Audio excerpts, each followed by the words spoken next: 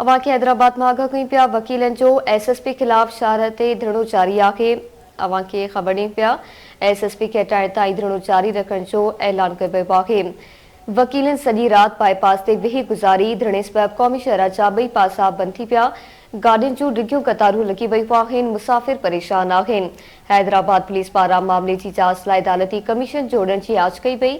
अवां खे ख़बर ॾियूं पिया हैदराबाद मां एसएसपी खे हटाइण ताईं धरणो जारी रखण जो ऐलान कयो पियो आहे। वकीलनि सॼी रात बाईपास ते वेही गुज़ारी आहे। हैदराबाद में अवां खे ख़बर ॾियूं पिया वकीलनि जो एसएसपी खिलाफ शहर ते धरणो जारी आहे। एसएसपी खे हटाइण ताईं धरणो जारी रखण जो ऐलान कयो पियो आहे। वकीलनि सॼी रात बाईपास ते वेही गुज़ारी। धरणे सबब क़ौमी शहर जा ॿई पासा बंदि आहिनि। गाॾियुनि जूं डिघियूं कतारूं लॻी पयूं। मुसाफ़िर परेशान आहिनि। हैदराबाद पुलिस पारां मामले जी जांच लाइ अदालती कमीशन जोड़ण जी आछ कई वई।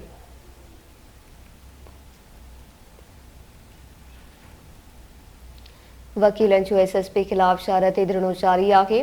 एसएसपी खे हटाइण ताईं धरणो जारी रखण जो ऐलान कयो वियो। तफ़सील मालूम कंदासीं ब्यूरो चीफ हैदराबाद जहांगीर सेड़ो खां। जी जहांगीर आगाह कजो। जी बिल्कुल हैदराबाद में वकीलन पारां लॻायल धरणे खे 20 कलाक खां मथे जो वक़्तु गुज़री वियो आहे। वकीलन जो क़ौमी शाहराह ते एसएसपी हैदराबाद डॉक्टर फ़ारूक लंचार खे हटाइण जे लाइ लॻायल धरणो हिन वक़्तु जारी आहे।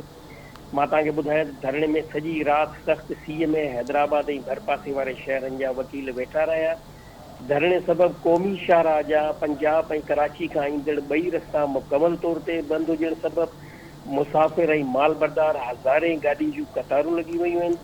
ट्रैफ़िक मुअतल हुअण सबबि हज़ारे मुसाफ़िर जिन में मासूम ॿार ऐं औरतूं शामिल आहिनि ऐं ॿार खणी वेंदड़ गाॾियुनि जा ड्राइवर क्लीनर गुज़िरियल 20 कलाकनि खां हिन जेके आहिनि से ट्रैफ़िक जैम में परेशान थी विया आहिनि। वकीलनि जो चवणु आहे त असांखे सॼी राति धरणो ख़तमु करण लाइ आछूं जारी रहियूं आहिनि, पर असांजो हिकु ई मुतालबो आहे त जेसिताईं एसएसपी हैदराबाद जी बदिली जा अहकामात जारी नथा कया वञनि तेसिताईं असांजो धरणो जारी रहंदो ऐं असां हिन धरणे जो दाइरो जेको आहे सो सॼे मुल्क ताईं वधाईंदासीं। जी मेहरबानी अवां जी जहांगीर आगाह करण लाइ।